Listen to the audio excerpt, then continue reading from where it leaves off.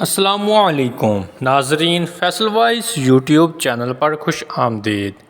ناظرین، حضرت انس رضی اللہ تعالی عنہ فرماتے ہیں کہ رسول اکرم صلی اللہ علیہ وآلہ وسلم نے ارشاد فرمایا کہ قیامت کی نشانیوں میں سے ایک نشانی یہ بھی ہے کہ لوگ مسجدیں بنا کر فخر کریں گے۔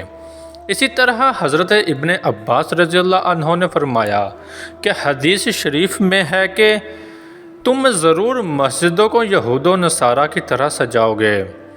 کنز الاعمال کی ایک روایت میں ہے کہ جب تم اپنے مسجدوں کو سجانے لگو اور قرآن کو دیدہ زیب بنانے لگو تو سمجھ لو کہ تمہاری ہلاکت کا وقت قریب ہے۔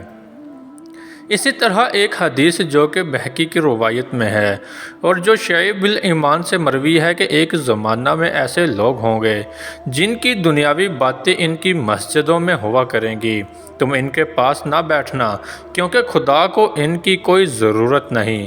آج کل تو یہی حال ہے، مساجد بہت ہی خوبصورت بنائی جا رہی ہیں، دل کو منشر کرنے والے رنگ برنگ ٹائل، دل فریب فرش و بیش بہا پردے اور آرام و راحت کی چیزیں مسجدوں میں موجود ہیں، اور ان دنیاوی چیزوں نے مسجدوں میں پہنچ کر اوقات نماز کے علاوہ مسجدوں کو مقفل کرنے پر مجبور کر دیا ہے اور حفاظت کے لیے چوکی داروں کی ضرورت پیدا کر دی ہے۔ مسجدیں بنیادی چیزوں سے آباد ہیں مگر نمازیوں سے خالی ہیں، اور جو نمازی ہیں وہ مسجدوں میں دنیا کی باتیں کرتے ہیں۔ مسجدوں میں یہ نہ نماز ہے، نہ تعلیمی حلقے ہیں، نہ دینی مشورے ہیں، نہ ذکر و تلاوت۔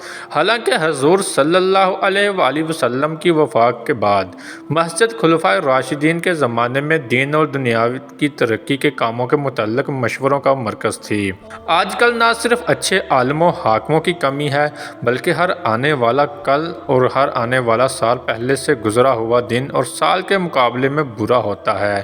دن بہ دن دنیا میں رہنے والے اخلاقی، مذہبی اور روایتی طور پر بگڑتے جا رہے ہیں، ظلم بڑھتا جا رہا ہے، بے راہ روی عام ہو رہی ہے، بڑے چھوٹے کا ادب احترام ختم ہوتا جا رہا ہے۔